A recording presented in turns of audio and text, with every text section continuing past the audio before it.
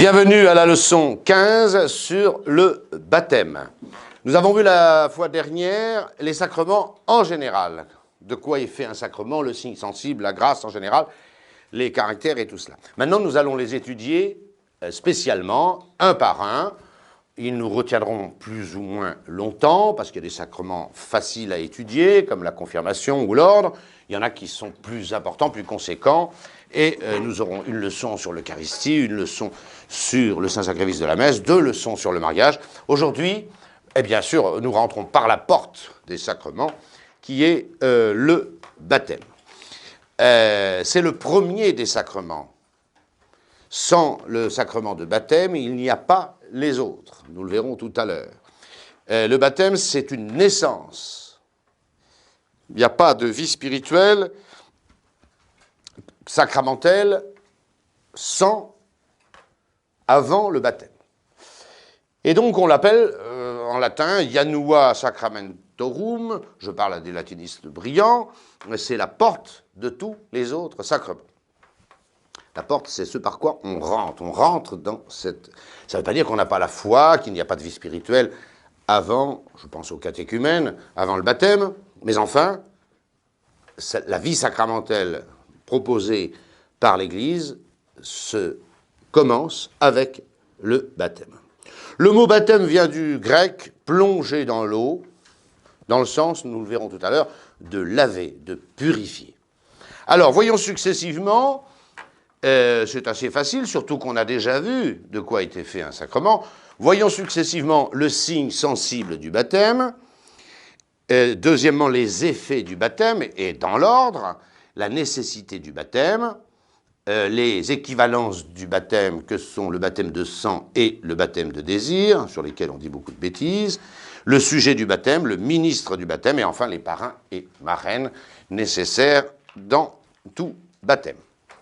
Alors, premièrement, le signe sensible. Vous vous souvenez qu'un sacrement, c'est un signe sensible institué par notre Seigneur Jésus-Christ pour produire ou augmenter la grâce. Ici, produire. Et il faut donc d'abord commencer l'étude d'un sacrement par le signe, puisque nous avons vu la semaine dernière que le signe est efficace. C'est la signification qui produit ce qui est signifié. Vous vous souvenez, je la répète, mais elle est tellement belle que ça vaut la peine d'être répétée, la très belle définition du pape Léon XIII, le sacrement signifie ce qu'il produit et produit ce qu'il signifie. Donc, étudier un sacrement, c'est d'abord étudier le signe sensible de ce sacrement, puisque c'est lui qui produit la grâce. Parce que le baptême, pour donner la vie surnaturelle, doit effacer les péchés, en particulier le péché originel, que tout le monde a avant le baptême. Je vous renvoie à notre leçon sur le péché originel. Son rite a été conçu, voulu par notre Seigneur Jésus-Christ comme une ablution, le fait de laver, le fait de purifier. Ce n'est pas forcément l'effet premier et radical du baptême. Et vous verrez tout à l'heure, dans l'ordre des effets, c'est très important, ce n'est pas le plus fondamental, le pardon des péchés dans le baptême. Mais le rite lui-même indique cette purification, ce nettoyage, excusez-moi ce mot un peu familier, ce nettoyage des péchés. C'est comme ça que le signe sensible du baptême a été voulu par le Seigneur. Alors, pour laver, qu'est-ce que vous voulez je ne vous l'apprends pas. Pour se laver, on utilise de l'eau. Voilà. Alors, la matière éloignée du baptême, c'est l'eau. L'eau. Toute eau non altérée ou corrompue. De façon générale, nous l'avons dit déjà, mais c'est le moment de le répéter, la matière valide des sacrements, c'est celle qui tombe sous le sens commun. La matière éloignée du baptême, c'est l'eau. Donc, tout ce que vous appellerez, avec bon sens, de l'eau est une matière valide pour le baptême. Voilà. Est-ce que vous dites de l'eau pétillante, de la badoie, que c'est de l'eau? Oui, vous dites c'est de l'eau. Donc, avec de la badoie, on peut baptiser validement. Est-ce que vous dites que l'eau de mer, c'est de l'eau? Oui, vous dites que l'eau de mer, c'est de l'eau. vous pouvez donc baptiser avec de l'eau de mer. Maintenant, vous avez du thé. C'est 99,9% d'eau, avec une petite infusion. Seulement, vous appelez ça, non pas de l'eau, mais vous appelez ça du thé. Et baptiser avec du thé serait très vraisemblablement invalide. Le café, c'est de l'eau, avec un peu de caféine dedans. Mais c'est du café. Et on ne baptisera pas avec du café. Voilà. C'est une blague célèbre, c'est le moment de la dire. Hein, c'est un jeune prêtre qui passe des examens après son sacerdoce avec un vieux chanoine de la cathédrale. Autrefois, les prêtres continuaient à se former. Et le vieux chanoine, posant cette question à un très jeune prêtre, lui demande « Est-ce qu'on peut baptiser avec de la soupe ?» Et le jeune prêtre répond avec cum grano salis, il répond « Monsieur le chanoine, avec la soupe de l'évêché, certainement pas. Mais avec la soupe du séminaire, oui, on pourrait peut-être. » Voilà, enfin, de toute manière, que ce soit la soupe du séminaire ou de l'évêché, c'est de la soupe. Et la soupe, vous ne dites pas, c'est de l'eau. Donc, matière invalide. Voilà. Voilà la matière éloignée. Et ce qu'on dit sur le bon sens, vous voyez, de la matière pour le baptême, on le retrouvera tout le temps. Le pain nécessaire à l'Eucharistie, le pain, la définition du pain, c'est une petite galette de farine, de blé. Et donc avec un autre produit, ben non. Mais tant que c'est du blé, c'est du pain. Qu'il soit azime, pas azime, etc. Donc ce principe, on le retrouvera. Matière éloignée du baptême, l'eau. Avec l'eau, on peut faire essentiellement deux choses. On peut se désaltérer. On boit. On a soif, on étanche sa soif. C'est l'usage le plus immédiat de l'eau. Et puis il y a un deuxième usage de l'eau, c'est de se laver. De se laver. Vous voyez bien que la matière, et c'est très intéressant, la matière prochaine, la matière éloignée, c'est l'eau. La matière prochaine, il y a deux usages fondamentaux de l'eau. Eh bien, ce n'est pas celui de se désaltérer. On ne boit pas d'eau quand on est baptisé, mais on est lavé. C'est le deuxième usage qui est retenu. Autrement dit, la matière prochaine, c'est l'ablution, le fait de se laver. Ce qui indique d'ailleurs que l'eau, lors d'un baptême, doit, d'une manière ou d'une autre, couler sur le baptisé. Elle ne doit pas seulement le toucher. Parce que le rite sensible est prévu par le Seigneur comme un lavage, un nettoyage, une purification, voilà, pour indiquer que les péchés seront remis. Donc l'eau, c'est matière éloignée, matière prochaine, l'ablution, l'eau doit couler. Et maintenant, précisons un tout petit peu comment s'est fait historiquement cette ablution. Et on distingue historiquement trois modes, trois manières, si vous voulez, trois rites possibles pour cette ablution, matière prochaine du baptême. Historiquement, la plus ancienne et la plus pratiquée au cours de l'histoire, c'est celle du baptême par immersion. Très longtemps dans l'Église, que ce soit en Orient où ça se pratique encore, que ce soit en Occident où c'est tombé un peu en désuétude vers le XIIe siècle, mais donc pendant presque 12 siècles de façon universelle, c'était par immersion. On plongeait entièrement le corps du baptisé dans l'eau. Et c'est quand il était dans l'eau qu'on prononçait la formule sacramentelle, la forme. Une petite parenthèse, c'est qu'évidemment, cela explique l'existence, en plus des diacres, qui reçoivent un ordre majeur, l'existence des diaconesses.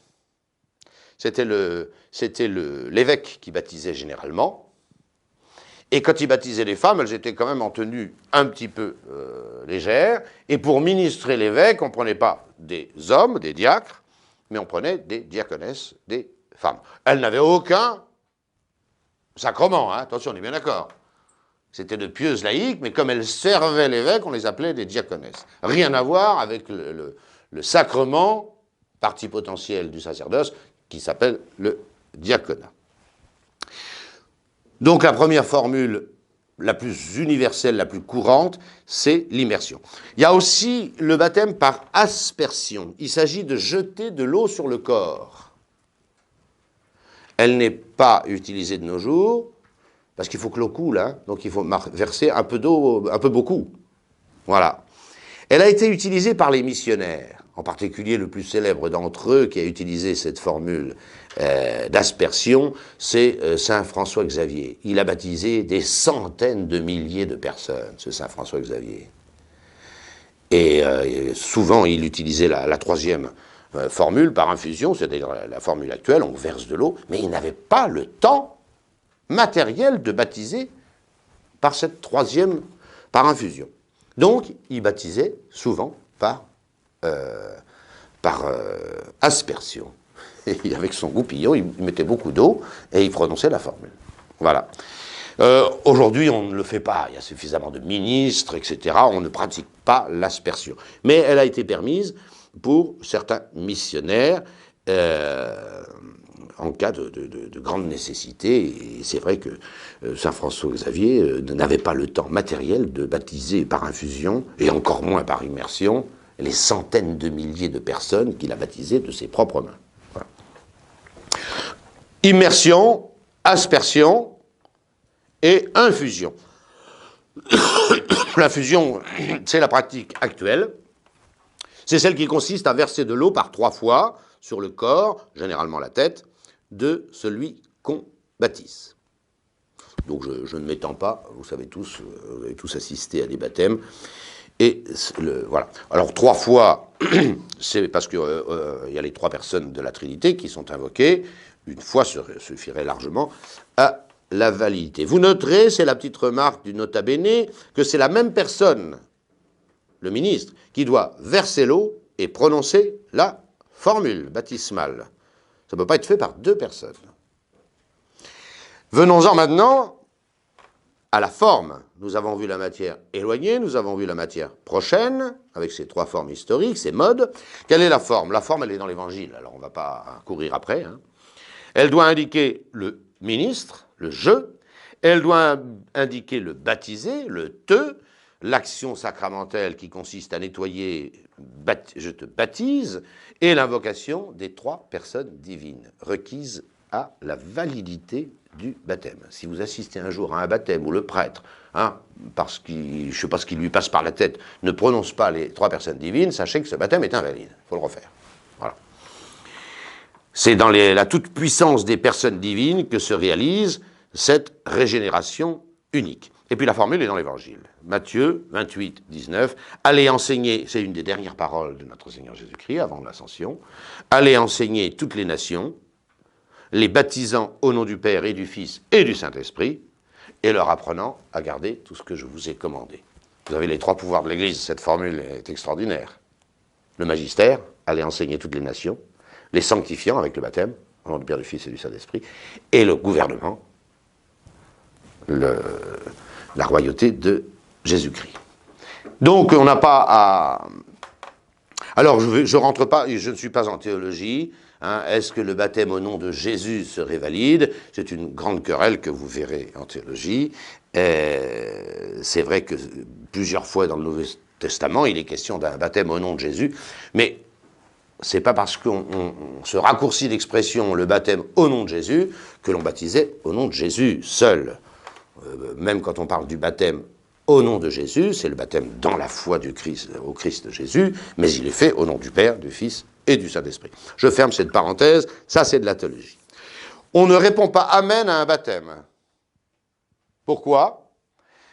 Parce que c'est la démarche même du baptême qui est un acte de foi. Être baptisé, c'est proclamer sa foi dans le Christ Jésus, Fils de Dieu et Sauveur. Alors c'est très curieux parce que c'est le seul sacrement où on ne doit pas répondre Amen, et c'est à peu près le seul où les fidèles répondent Amen. C'est assez curieux, c'est comme ça. En principe, quand vous vous confessez, à la fin de la formule « Je t'absous de tes péchés au nom du Père, du Fils et du Saint-Esprit », en principe, vous devez répondre « Amen ». Ça, c'est dans les rubriques. Dans un baptême, on ne doit pas répondre Amen. À chaque fois que vous baptisez quelqu'un, vous dites je te baptise au nom du Père. Et puis vous avez 3 ou 4 personnes qui répondent Amen très fort. Bon, je vous signale, bon, c'est une petite anecdote, mais c'est comme ça. Voilà. Dans la confirmation, vous devriez répondre Amen. Maintenant, comme ça se faisait au tout début, on répond Amen quand on reçoit l'Eucharistie, alors que c'est pas dans les rubriques traditionnelles, et ainsi de suite. Si vous recevez l'extrême onction, après chaque onction, vous devriez répondre Amen. Bon, voilà. En tous les cas, pas dans le baptême. Pas dans le baptême. Pourquoi? Parce que c'est le fait même d'être baptisé qui est cette proclamation de foi. C'est pas la peine de rajouter un Amen. Parce qu'un Amen, c'est une profession de foi, ça veut dire qu'il en soit ainsi, je crois qu'il en est ainsi, je veux qu'il en soit ainsi. Nous en arrivons maintenant aux effets du baptême. Alors ça, c'est très important à comprendre, et surtout de les comprendre dans l'ordre. Parce qu'il y a un ordre des effets du baptême. Alors, il y a 2 ordres. Bon, j'ai été un peu timide, j'ai repris l'ordre des catéchismes classiques, ou des catéchèses classiques. Ben, c'est pas le bon. Le bon, c'est celui que je vais vous mettre au tableau tout à l'heure. Alors, quand vous prenez le catéchisme, et les catéchèses en général, eh ben, elles vous énumèrent, alors ça, on est tous d'accord, 4 effets du baptême. Et ça, il faut le retenir. Hein. Il y a 4 effets du baptême. Je donne ici d'abord, dans mon cours, l'ordre didactique, c'est-à-dire l'ordre dans lequel vous trouvez ces effets du baptême dans la plupart des catéchismes, en particulier les catéchismes pour les enfants. Et puis après, on précisera qu'il y a un ordre réel beaucoup plus important à connaître. Bon, j'ai peut-être été trop timide, j'aurais dû mettre l'ordre réel en tête, puisque c'est un catéchisme pour des adultes. Mais enfin, je vais bien rectifier tout à l'heure. Premier effet du baptême, pas dans l'ordre théologique, effacer le péché originel. Et évidemment, si l'on baptise, ça c'est pour tout le monde, et si l'on baptise un adulte qui a déjà péché depuis sa naissance, alors on lui pardonne aussi les péchés personnels qu'il a commis depuis sa naissance. Notez bien que le baptême, parce qu'il est une nouvelle naissance dans la grâce, très bien indiqué d'ailleurs dans le long dialogue nocturne entre Nicodème et notre Seigneur Jésus-Christ, à nul s'il ne renaît de l'eau et de l'esprit. On voit bien, il y a une renaissance dans l'eau, par l'eau, et qui s'opère par la puissance du Saint-Esprit. Le baptême, c'est une naissance. Il y a la naissance naturelle pour une vie naturelle, et il y a une naissance surnaturelle pour la vie surnaturelle. Parce qu'il est une naissance, alors le baptême efface tous les péchés précédents. Quand vous naissez à une vie nouvelle. Et la vie précédente ne compte plus. Elle disparaît. Elle disparaît. Ce qui fait que le baptême remet non seulement tous les péchés commis, le péché originel pour tout le monde et les péchés personnels s'il y en a, pour les adultes, et elle remet même les peines dues à ces péchés. C'est-à-dire que quelqu'un qui meurt après son baptême, reçu convenablement, n'a plus rien à se reprocher, ni même à satisfaire à la justice de Dieu. Et s'il meurt dans cet état, il va tout droit au ciel. Parce que c'est une nouvelle naissance. C'est pas vrai pour la pénitence. La pénitence pardonne les péchés mortels, commis après le baptême, alors efface entièrement la faute, nous le verrons, mais n'efface pas les peines dues au péché. Voilà, il faudra satisfaire sur terre ou au purgatoire, voilà. Voilà pourquoi, et ça explique cette pratique désastreuse du début de l'Église, où certains chrétiens, et pas des moindres, vous allez le voir, repoussaient le plus possible leur baptême. Pour dire que, évidemment, pour que recevant le baptême peu de temps avant leur mort, tous leurs péchés et les peines dues à leurs péchés passés soient effacés. c'est désastreux comme pratique. Hein. C'est désastreux. Enfin, un peu se moquer de Dieu. Oh, ben, je servirai Dieu plus tard. Je peux continuer à pécher. Et l'exemple célèbre, c'est Constantin le Grand, cet empereur quand même très chrétien, et qui a officialisé le christianisme dans tout l'Empire romain. Ben, il retardait son baptême. Et il a été baptisé in extremis, à moitié dans le coma. Voilà, c'est pas bien du tout. C'est un peu se moquer de Dieu. Hein, si vraiment on veut servir Dieu, on le sert maintenant, tout de suite, et de toutes ses forces. On n'attend pas de donner à Dieu les débris mourants d'une vie de péché. Enfin, ça n'a pas de sens. Voilà. Premier effet du baptême, il pardonne le péché originel et tous les péchés s'il y en a d'autres. Deuxièmement, il donne la grâce sanctifiante. Encore une fois, ce n'est pas l'ordre logique, c'est l'ordre des catéchismes que j'ai eu la faiblesse de reprendre. La grâce sanctifiante, je ne reviens pas, c'est la vie intime, c'est le principe de la vie intime avec Dieu. C'est la faveur, le don gratuit, je vous renvoie à la leçon sur la grâce, que Dieu communique, que Dieu a en propre. C'est la vie divine que Dieu communique. C'est la vie de la Trinité, une vie d'intelligence et d'amour, qui est greffée en quelque sorte sur le chrétien. Et comme j'ai longuement parlé de la grâce sanctifiante, je passe très vite sur ce deuxième effet du baptême, mais qui est capital, bien sûr. Troisième effet, il donne un caractère ineffaçable dans l'âme. J'ai parlé des caractères déjà, j'ai pris les deux comparaisons des pères de l'Église, l'effigie d'une pièce de monnaie, César ou Louis je ne sais combien, c'est ce qui donne la valeur à une pièce. Ou bien le cachet dans la cire molle qu'on imprime au dos de ces lettres pour les fermer. C'est une marque dans l'âme. Il y a trois sacrements qui donnent un caractère, le baptême, la confirmation et le sacrement de l'ordre. Ils marquent l'âme d'une empreinte, d'une effigie de Dieu. Et tous les trois sont des puissances, des pouvoirs conférés. Ici, c'est le pouvoir de devenir enfant de Dieu. C'est-à-dire, c'est presque chromosomique, si je puis dire, cette marque. Celui qui est marqué du sceau du baptême, eh bien, il est maintenant engendré par Dieu. C'est pas rien d'être le fils de son père. Vous êtes tous le fils de votre père, selon la chair. Et puis vous ne pouvez plus le changer, c'est définitif. Vous êtes marqué de cette filiation de votre père. C'est pas possible autrement. C'est comme ça pour tous les hommes. Voilà. C'est une puissance. Cette puissance est très bien dite par saint Jean dans le prologue de son quatrième évangile, du quatrième évangile. Mais à tous ceux qui l'ont reçu, il a donné le pouvoir, la puissance de devenir enfant de Dieu. C'est ça le caractère. Et nous dirons tout à l'heure que c'est l'effet premier et radical du baptême, et non pas le troisième comme c'est dit ici.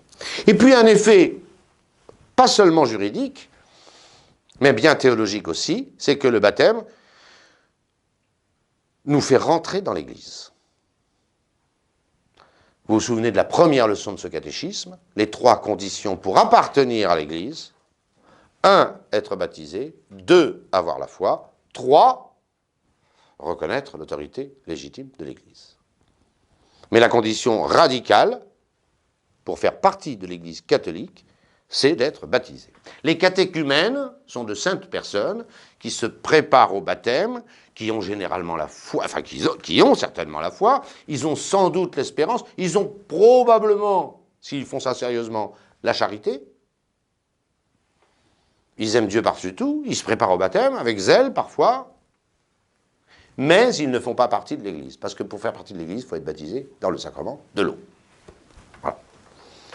Alors ça, je viens de dire ici les effets du baptême tels qu'on les trouve dans les catéchismes. J'aurais peut-être d'ailleurs pas dû faire ça. Enfin, je l'ai fait et c'est fait. Maintenant, et c'est la petite remarque très importante qui est en bas, on va mettre de l'ordre dans ces effets du baptême. Le baptême.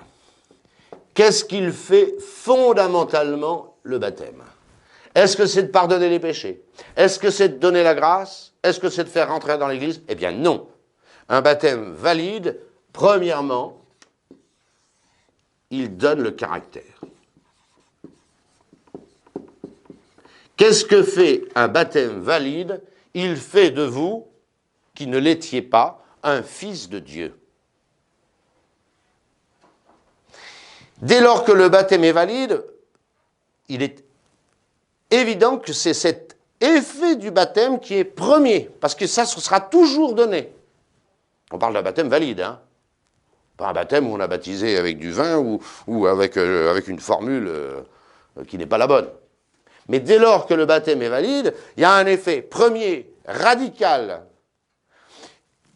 et toujours donné, c'est le caractère. C'est le caractère. C'est l'effet premier. Vous voyez que l'ordre précédent s'effondre. S'effondre. Qu'est-ce que c'est que ce caractère? C'est de devenir fils de Dieu. Et tout baptisé validement est fils de Dieu. Alors vous allez comprendre maintenant comment ça marche. Un fils normal, un fils, j'allais dire convenable, il aime son père. Un fils, et il aime son père d'un amour filial. Il faut bien comprendre ça. Et donc, découlant du baptême, et là je mets des flèches maintenant, découlant du baptême, découlant par exemple du baptême et donc du caractère, eh bien, il y a cet amour qu'on va appeler la grâce ou la charité. Vous me direz, c'est d'abord la rémission des péchés? Non, non. L'effet premier, c'est le caractère, je deviens fils de Dieu, toujours donné dans un baptême valide. Si je suis un fils de Dieu, et que je ne suis pas un monstre, j'aime Dieu. Et j'aime Dieu pas comme on aime un ami, j'aime Dieu comme on aime un père. C'est ça la grâce. C'est ça la grâce. Vous me direz, mais les péchés? Ah, j'y viens. Découlant, les flèches sont très importantes. Les flèches indiquent la cause, hein. C'est la causalité. Là aussi, la cause. Découlant de la grâce, alors il y a la rémission des péchés. Alors ça, nous le reverrons. Les fidèles ne le savent pas, ça. Ils croient que c'est parce que les péchés sont pardonnés que la grâce est donnée. C'est exactement l'inverse. C'est parce que la grâce est donnée que les péchés sont pardonnés.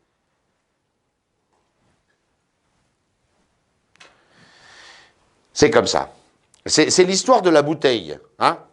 Vous avez une bouteille, je dessine très mal, mais ça n'a aucune importance. Vous avez une bouteille. Les gens croient que c'est comme ça dans la réalité. Vous avez une bouteille où il y a plein de saleté. Hein? Pour y mettre un très bon vin, il faut d'abord vider la bouteille, la nettoyer, et après, vous mettez du bon vin. Ça, c'est vrai dans la réalité. Si vous avez un petit Gevrey Chambertin ou un Saint-Émilion, ne le mettez pas dans une bouteille dégoûtante. Mettez-le dans une bouteille propre. Mais c'est pas comme ça dans la grâce. C'est l'inverse. C'est que vous mettez la grâce de Dieu et la saleté s'en va.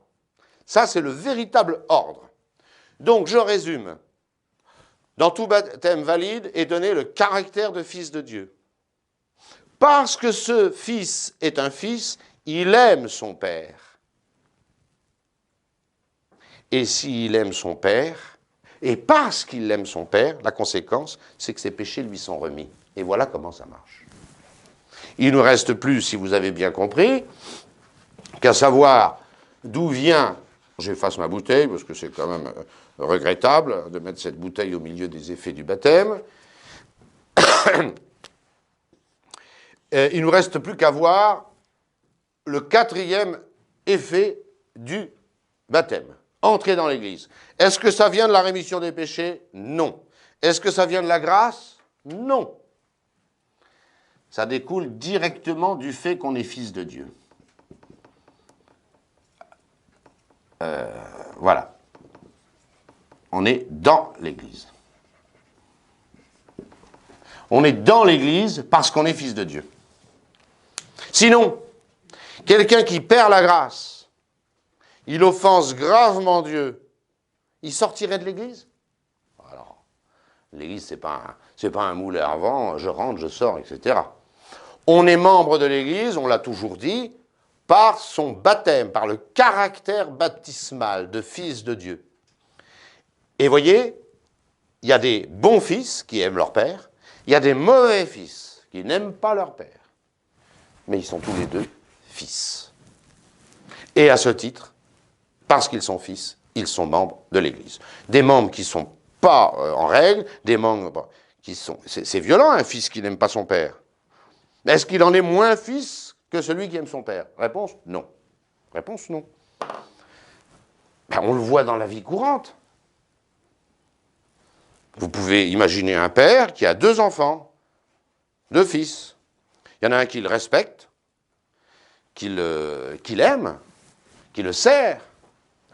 C'est dans l'Évangile, hein. C'est la parabole du fils prodigue. Il y a le frère aîné qui est un bon fils. Il est toujours à gérer les affaires de son père, il le respecte, il l'aime, etc. Et puis il y a le petit chenapan, là, qui rafle tout l'héritage et qui va dépenser ça avec les prostituées. Bon.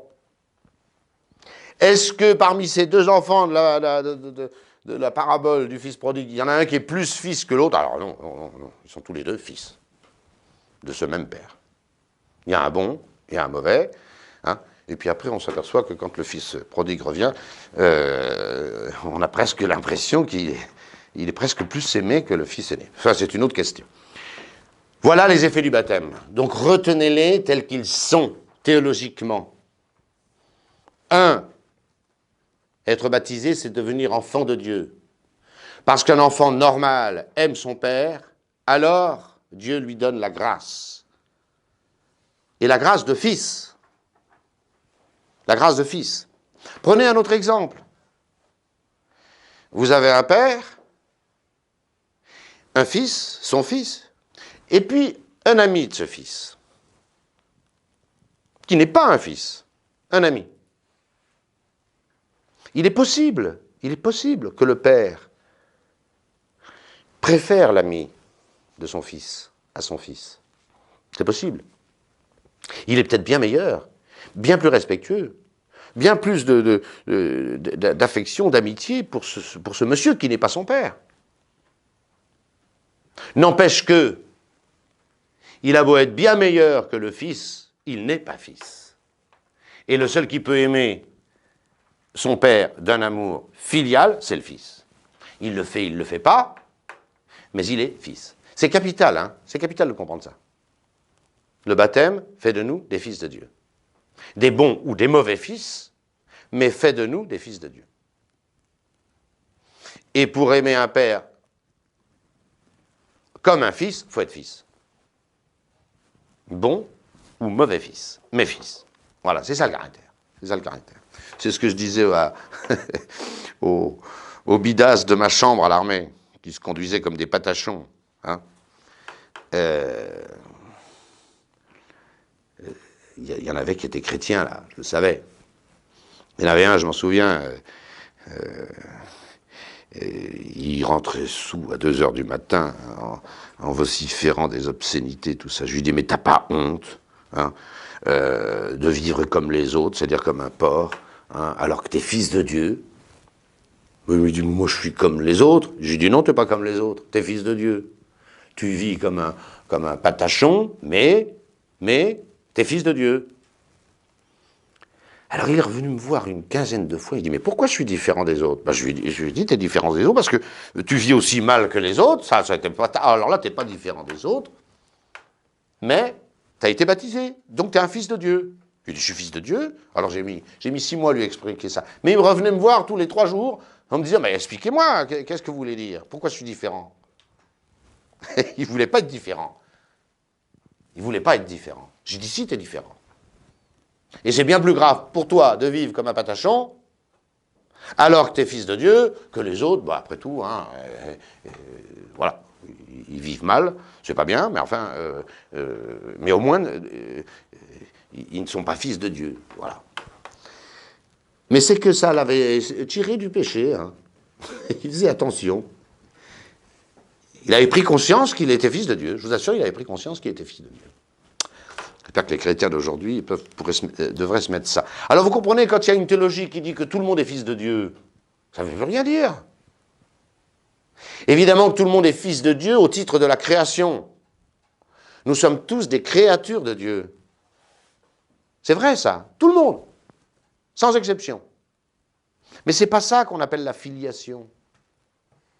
C'est pas ça qu'on appelle la filiation. Et dire que tout le monde est fils de Dieu, ben, c'est dire que personne ne l'est. Enfin, c'est ridicule. On est fils de Dieu par le baptême, par le caractère baptismal. Alors vous comprenez que les théories de Rahner, des chrétiens anonymes, tout le monde est fils de Dieu, mais il suffit d'en prendre conscience, etc. Ça n'a aucun sens. On est fils de Dieu par le baptême. Point, c'est tout. J'ai bien dit fils. Tout le monde est créature de Dieu. Tout le monde. Et si vous regardez le rite du baptême, qui est un des plus vieux rites de l'Église, hein, il date des apôtres, ce rite du baptême, et en particulier le baptême des adultes, formule beaucoup plus longue, qui est la formule originelle. Hein. Le baptême des enfants est un dérivé du baptême des adultes. Tout simplement parce que les apôtres baptisaient d'abord des adultes, et ensuite des enfants. Hein, les enfants de ces adultes. Ben vous verrez qu'il n'est jamais question, avant le baptême, de fils. C'est toujours l'élu de Dieu, celui que Dieu a choisi. Et c'est après le baptême que le rituel marque bien qu'il s'agit d'un fils, parce qu'il l'est devenu par le baptême. Je pense que vous m'avez compris. Avançons. La nécessité du baptême. On distingue en théologie, je vous prie de m'en excuser, la nécessité de moyens et la nécessité de préceptes. La nécessité de moyens, c'est la condition sine qua non, c'est-à-dire c'est comme un moyen. Hein. Si vous avez la clé, vous pouvez rentrer dans la serrure. Si vous n'avez pas la clé, vous ne pouvez pas rentrer. C'est tout. Ou alors vous cassez tout. Mais bon, c'est un autre problème. Ça, c'est la nécessité de moyens. Et puis la nécessité de préceptes, c'est celle qui satisfait à l'ordre que Dieu a donné d'eux. Ou l'Église. Pour tous, le baptême est de nécessité de moyens et de préceptes. C'est assez rare hein, en théologie qu'il y ait nécessité, pour être sauvé, pour le salut, de nécessité de moyens et de préceptes. Nul ne peut être sauvé sans avoir reçu le baptême. Mais vous me direz, mais tout à l'heure on va parler de baptême de désir, qu'est-ce que vous racontez là? D'accord? Ça c'est pour quelqu'un qui est dans l'ignorance invincible. Mais quelqu'un qui sait que, pour être sauvé, il faut être membre de Jésus-Christ et fils de Dieu, et que c'est par le baptême qu'on le devient, il est évident que c'est une nécessité de moyens pour lui, parce que s'il n'utilise pas ce moyen, il sera perdu. Voilà ce que c'est qu'une nécessité de moyens, et de préceptes. Nul, c'est Saint Jean, chapitre 3, verset 5, ce fameux entretien nocturne de Jésus-Christ avec Nicodème, très courageux Nicodème, un membre éminent du Sanhédrin, mais quand il reçoit Jésus, c'est toujours la nuit pour pas que ça se sache. Bon, vous voyez que le monde a guère changé. Nul, dit notre Seigneur à Nicodème, s'il ne renaît de l'eau et de l'esprit, ne peut entrer dans le royaume des cieux. Voilà, et les dernières paroles de l'évangile de saint Marc, Marc 16, 16, celui qui croira et sera baptisé sera sauvé, et celui qui ne croira pas sera condamné. Vous aurez remarqué d'ailleurs que le deuxième membre de la phrase ne parle pas du baptême, parce que je ne vois pas pourquoi on recevrait le baptême si on n'a pas d'abord la foi. Donc celui qui croit et sera baptisé, parce que celui qui croit est baptisé. Celui qui dit j'ai la foi, j'ai la foi, j'ai la foi, mais je ne veux pas être baptisé, ça ne tient pas debout. Ça ne tient pas debout. Celui qui a la foi, alors qu'il sait que nul, s'il ne renaît de l'eau et de l'esprit, ne peut entrer dans la vie, dans le royaume des cieux, et qui connaît l'ordre, vous voyez, nécessité de moyens, Jean 3, nécessité de préceptes, Marc 16. Celui qui sait ça, qui a la foi et qui refuse le baptême, c'est pas vrai. Il ment. Il n'a pas la foi. Il n'a pas la foi. La foi est donc toujours nécessaire au salut, mais, alors là, une fois qu'on a bien dit que si quelqu'un a la foi, il doit et il veut recevoir le baptême, sinon, c'est que c'est un menteur, et que sa foi n'est pas sérieuse. Mais une fois qu'on admet que quelqu'un a vraiment la foi, mais que sans faute de sa part, c'est le cas de l'ignorance invincible, que nous avons déjà traité pour la question du salut des infidèles. Sommairement, mais on l'a traité. Si quelqu'un est dans le cas d'ignorance invincible, il ignore qu'il y a un baptême. Il veut aimer Dieu. Il sait que Dieu existe. Il a la foi en Dieu. Au moins cette foi minimum d'Hébreux 11.6. Vous vous souvenez, si quelqu'un s'approche de Dieu, il doit nécessairement croire que Dieu existe et qu'il est rémunérateur de ceux qu'il cherche. Mais il ne sait pas qu'il y a un baptême, il ne sait pas que Jésus-Christ est venu sur terre, etc., etc. Bon. Alors, pour celui-là, qui est dans l'ignorance invincible du baptême, entre autres choses, il ne peut recevoir le baptême, évidemment. Alors, il pourra en obtenir les effets dans 2 cas. Alors, attention, comprenez bien. Ce n'est pas des remplacements du sacrement de baptême. C'est quelqu'un qui va obtenir l'effet 2, alors qu'il n'aura pas l'effet 1. C'est ça que ça veut dire. S'il n'a pas l'effet 1, le caractère, il ne sera pas membre de l'Église non plus. Mais il va obtenir, sans le 1, le caractère, il va obtenir la grâce et la charité, et donc évidemment aussi la rémission de ses péchés. Ce sont les baptêmes de sang et de désir. Alors, qu'est-ce que c'est que ces 2 choses? Il ne s'agit pas d'un sacrement. Alors, c'est vrai que les termes sont choisis. Le baptême de sang, c'est une expression de notre Seigneur Jésus-Christ. C'est comme le baptême, parce que ça donne les 2 effets du baptême, le 2 là et le 3, grâce, charité et rémission des péchés, mais ça n'est pas un sacrement. Ce n'est pas un sacrement. Et donc, ni le baptême de désir, ni le baptême de sang ne donnent le caractère baptismal. Et n'en font pas rentrer dans l'Église, puisque ça en découle l'effet 4. Je vais remettre les chiffres au tableau, d'ailleurs, parce que ça c'est l'effet 4. Et celui-là, on l'a appelé le 3. Voilà, pour que ce soit bien clair. Et là, dans l'ordre logique où ils arrivent. Donc, ils ne donnent pas le 1 et le 4, ce baptême de sang et de désir, mais ils donnent le 2, et évidemment, conséquence du 2, le 3. Vous m'avez compris. Pourquoi il y a ces ersatz, cette substitution à la grâce du baptême? Eh bien, il s'agit dans les 2 cas d'un acte de charité parfaite. Quelqu'un se met, on verra comment, mais il se met à aimer Dieu par-dessus tout. La charité, c'est ça. La charité, c'est ça. Quelqu'un prouve, démontre, en tous les cas, réalise un amour de Dieu par-dessus tout. Il est immédiatement dans la grâce de Dieu. Et comme vous vous souvenez ce qu'on a dit, c'est la grâce de Dieu qui chasse les péchés, alors ces péchés lui sont pardonnés. Il n'a pas le sacrement, il n'a pas le sacrement de baptême, il n'est pas fils de Dieu dans son âme, il n'est pas membre de l'Église, mais il obtient la charité, il aime Dieu par-dessus tout, et conséquemment, tous ses péchés, tous, lui sont pardonnés. Il y a 2 formules principales, c'est qu'il ait donné sa vie pour Jésus-Christ. On dirait, mais en général, c'est les chrétiens qui donnent leur vie pour Jésus-Christ. Ouais, mais dans les persécutions, des fois, on n'a pas le temps d'être baptisé, c'est comme ça. on cite beaucoup de catéchumènes qui sont morts martyrs. Et saint Augustin a un très long sermon pour dire qu'il n'y a aucune inquiétude à se faire pour eux, parce que, étant donné qu'ils ont donné leur vie pour Jésus-Christ, ce qui est l'acte suprême de l'amour, selon Jean 15, 13, il n'y a pas de plus grand amour que de donner sa vie pour ceux qu'on aime. Alors l'avantage du martyr, c'est qu'on est sûr de cet acte de charité. On en est certain. Parce que quelqu'un, on lui a laissé choisir entre renier la foi et mourir, il a préféré mourir. Et il n'y a pas de plus grand amour que ça. Donc là, on est sûr que cette personne a acquis cet effet second du baptême, la charité. Et conséquemment, automatique ça. Dès qu'il a la charité, quelqu'un n'a plus aucun péché.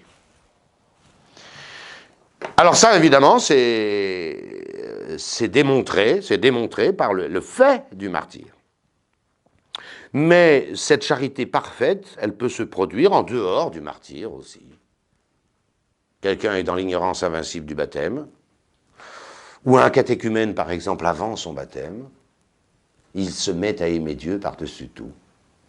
Parce que Dieu est infiniment bon, infiniment aimable, il le comprend, et il aime Dieu. Il n'est pas encore baptisé. Et moi, j'ai eu la grâce de baptiser beaucoup d'adultes, et ceux qui se préparaient sérieusement au baptême avaient déjà le baptême de désir. C'est une évidence.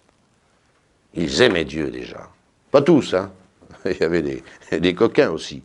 Mais quelqu'un qui ferait vraiment cette belle démarche du baptême des adultes, eh bien, à force de suivre les cours de doctrine, etc., ils commencent par comprendre et vivent dans leur cœur que Dieu est infiniment bon, hein, et que Dieu, comme je vous l'ai déjà dit, est chose si bonne que dire ne se peut.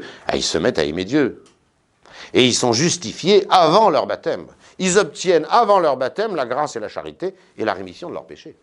C'est comme ça. Tant mieux. Tant mieux. Un bon catéchumène, qui vraiment se prépare bien au baptême, eh bien, obtiendra les effets du baptême avant son baptême. Avant son baptême. Mais il faut qu'il soit baptisé sacrement dans l'eau pour, un, être fils de Dieu, et deux, rentrer dans l'Église. Je pense que vous m'avez compris. Le sujet du baptême, je vais aller beaucoup plus vite après, hein, c'est tout homme non encore baptisé, et qui a l'intention, s'il est adulte, de recevoir le baptême. C'est tout. Facile. Tout homme non baptisé, et qui a l'intention de recevoir le baptême. Même s'il n'est pas en règle, attention. C'est triste, c'est anormal, c'est même violent, mais quelqu'un qui ne veut pas sortir du péché, qui reste dans le péché, avant, pendant et après son baptême, mais il a l'intention d'être baptisé, ça suffit pour un baptême valide. Et donc, il ne recevra pas la grâce, ni la rémission de ses péchés, mais il recevra le caractère et il fera partie de l'Église comme les autres. C'est pas normal, mais c'est comme ça. Pour la licéité, ça c'était pour la validité, hein, à tout homme non encore baptisé et qui a l'intention de recevoir le baptême. Pour la licéité, chez les adultes, il faut la foi. On ne baptise jamais quelqu'un qui n'a pas la foi. Il y a un petit miracle dans le baptême des bébés. Hein. C'est le baptême lui-même qui donne la foi. Alors pour les adultes, il faut déjà avoir la foi pour être baptisé, ce qui est totalement normal. C'est dans la foi de l'Église que sont baptisés les enfants. Puis on va pas discuter sur la validité du baptême des enfants, elle est aussi vieille que l'Église. On a des preuves innombrables que la première génération de chrétiens ont immédiatement fait baptiser leur bébé. Il y a un exemple célèbre, c'est saint Polycarpe de Smyrne, qui est brûlé vif dans sa ville épiscopale de Smyrne. Ça se passe en 150, et il en a 86. Et qu'est-ce qu'il dit au préfet? Il dit, je sers le Christ depuis que je suis infans. Infans, c'est le bébé qui ne parle pas, hein, en latin. C'est pas puer, un petit gamin. Infans, c'est le bébé qui ne parle pas. Et ce Polycarpe de Smyrne, qui a 86 ans, dit qu'il est le serviteur du Christ depuis qu'il est bébé. C'est ça que ça veut dire, infans. Vous soustrayez, je ne veux pas le faire maintenant, je vais me tromper, hein, vous soustrayez 86 de 150, vous voyez que les apôtres ne sont pas morts. Et on baptise les bébés. Voilà, c'est QFD. Qu'est-ce qu'il faut? Il faut avoir la foi quand on est adulte, la contrition ou au moins l'attrition de ses péchés. S'il faut changer de vie et rentrer dans une nouvelle vie, ben, il faut abandonner l'autre. Et il faut au moins la détester et la regretter. Au moins l'attrition, nous verrons ce que c'est le regret de ses péchés, mais pas par amour de Dieu. Alors il n'y a pas de baptême de désir, mais par crainte des peines du péché. Et en particulier, ou la honte ici-bas, ou la crainte des peines de l'enfer, ça suffit pour recevoir validement et fructueusement le baptême. Dieu se contente de cela dans sa grande miséricorde. Et puis une intention droite. L'intention droite, c'est d'essayer au moins de vivre véritablement une vie chrétienne. C'est une conséquence du précédent. C'est la conséquence de la foi et de l'attrition. Celui qui déteste une vie de péché, j'ai pas dit qu'il va y arriver, j'ai pas dit que ça va pas être difficile, mais il a au moins l'intention de mener une nouvelle vie, d'essayer d'éviter le péché. C'est pourquoi, vous comprenez, les gens qui se font baptiser en vue d'épouser Mademoiselle Chose, c'est très dangereux. C'est très dangereux. On n'est pas baptisé pour faire plaisir à sa fiancée. Ça n'a pas de sens. Ça n'a aucun sens. On est baptisé parce qu'on veut sortir d'une vie de péché pour vivre de la vie de Jésus-Christ et du Saint-Esprit. Et c'est pas parce qu'on aime Mademoiselle Chose, qui est très chrétienne, elle, on suppose, et qui a de beaux yeux, que ça change quelque chose. C'est deux domaines différents. Alors il peut arriver qu'à l'occasion de fiançailles et éventuellement de mariage, quelqu'un ait vraiment cette disposition de recevoir le baptême pour ce qu'il est. Mais attention, c'est pas donné d'entrée de jeu, et il faut être extrêmement prudent. Extrêmement prudent. On ne baptise pas quelqu'un parce que sa fiancée lui a demandé de pouvoir passer à l'église avec belle robe blanche et les grandes orgues et tout ça. On est baptisé parce qu'on veut servir notre Seigneur Jésus-Christ, ce qui est autre chose. Rapidement maintenant, le ministre ordinaire du baptême, c'est le prêtre ordinaire, ou le diacre qui est délégué par le prêtre. Le diacre étant un serviteur, il ne peut baptiser que si le prêtre le lui demande, expressément. Et puis, le baptême est tellement nécessaire au salut, je vous renvoie à la nécessité du baptême, de moyens et de préceptes, que dans sa bonté, Dieu a permis que tout homme, je n'ai même pas dit tout chrétien, tout homme puisse baptiser validement. Tout homme peut baptiser validement. Il n'y a même pas besoin d'être chrétien. Il faut et il suffit, comme on dit en mathématiques, d'avoir l'intention de faire ce que veut l'Église. Même si on ne sait pas ce que c'est. Même si on ne sait pas ce que c'est. Même si on n'a pas la foi. Même si on n'a pas la foi. Souvent, on nous pose la question de baptême un petit peu farfelu, ou même scandaleux, où le prêtre, on se demandait s'il croyait à ceci, s'il croyait à cela. Alors, est-ce qu'il faut refaire le baptême? C'est scandaleux qu'un prêtre n'ait pas la foi, c'est scandaleux qu'un prêtre nie le péché originel pendant l'acte du baptême, mais de soi, pourvu qu'il fasse ce que lui demande l'Église, c'est-à-dire de prendre de l'eau et de la verser sur la tête de l'enfant en disant « Je te baptise au nom du Père, du Fils et du Saint-Esprit », il fait bien ce que veut l'Église, là. Et saint Thomas, là-dessus, est totalement externiste. Et heureusement que saint Thomas est totalement externiste, et toute la théologie chrétienne avec lui. Parce que sinon, il faudrait sans arrêt se demander ce qu'il y a dans la tête des ministres. Un ministre, on lui demande de faire ceci. Il le fait, c'est bon. Je ferme cette parenthèse. Voilà. Donc alors par contre, si le prêtre n'a pas fait ce que demandait l'Église, il a dit je te baptise, amen. Ah ben ça c'est autre chose. Il n'a pas fait ce que voulait l'Église, puisque l'Église lui demande de dire je te baptise au nom du Père, du Fils et du Saint-Esprit. Alors là, on fera le baptême. On fera le baptême. Mais pas pour des raisons subjectives, pour des raisons objectives. Je ferme cette parenthèse. Pour finir, il faut un parrain et une marraine à un baptisé. Le baptême, nous l'avons dit et répété, c'est une seconde naissance. Et quand on naît, on a un père et une mère. Et je le rappelle à tous ces sans-dieux du gouvernement. Hein. Voilà. Et un enfant, il a un père et une mère. Voilà. et pas son papa naturel et sa maman naturelle. Parce que ça, c'est la nature. Et il faut donc d'autres personnes pour occuper cette charge dans la grâce de naissance, donc un papa et une maman pour la naissance naturelle, et un papa et une maman, si je puis dire, c'est ça, parrain et marraine, mais dans l'ordre de la grâce, dans l'ordre surnaturel. Un et un seul, il n'y a pas deux parrains dans un baptême. Il y a un parrain et une marraine. Le minimum requis par le droit canon, c'est qu'il y ait un parrain pour les hommes et une marraine pour les femmes. Le mieux est évidemment qu'il y ait les deux.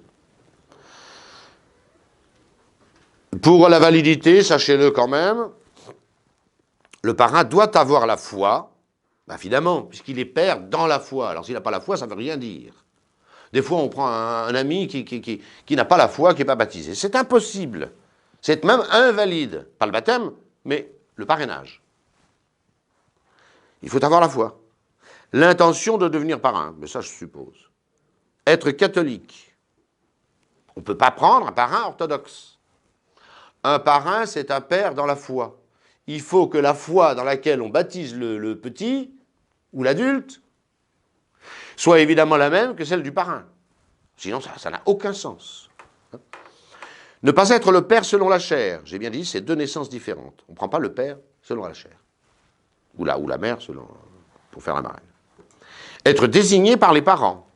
Ou le baptiser lui-même s'il est adulte. Parce que, qu'on le veuille ou non, de droit naturel, le petit est toujours sous l'autorité de ses parents. Et il le restera aussi longtemps qu'il ne sera pas adulte. Donc, c'est aux parents de choisir les parrains et marraines. Et puis, toucher, c'était comme ça au moins dans l'ancien droit canon, toucher physiquement le filleul pendant l'administration du baptême. Voilà. C'était autrefois une condition de validité. Ce ne l'est plus, bien sûr. Et pour la licéité du parrainage, il faut avoir 14 ans. Alors, quelquefois, dans des familles très chrétiennes, on fait des dispenses, on prend des parrains ou des marraines plus jeunes que 14 ans. Bon, sachez que c'est en principe 14 ans. Voilà, moi, mon parrain n'a que 8 ans de plus que moi, enfin, avait 8 ans de plus que moi. Mais bon, c'était dans les familles très chrétiennes, et les curés permettaient que un grand frère soit parrain d'un plus petit, parce que toute la famille est très chrétienne. Bon. Mais en principe, il faut 14 ans. Il faut avoir 14 ans. Être instruit un peu de la religion. Un parrain est censé en savoir plus en religion, en foi, dans la foi, que son filleul. Ne pas être lui-même un tout jeune chrétien. Ça n'a pas de sens. Un père dans la foi doit être un chrétien, j'allais dire, solide. En situation régulière.